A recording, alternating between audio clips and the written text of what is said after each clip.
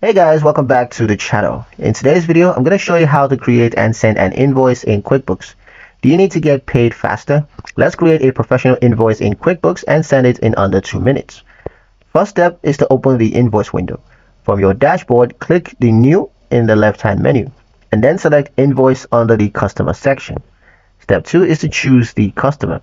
Next, use the drop down to select an existing customer, or you can click Add New if it's a new client. QuickBooks will autofill their info if it's already saved.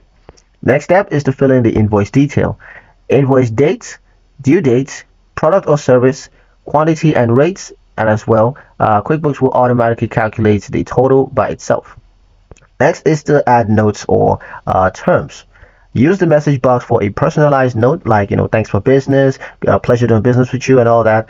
You can also include payment instructions or late fee warnings if you want.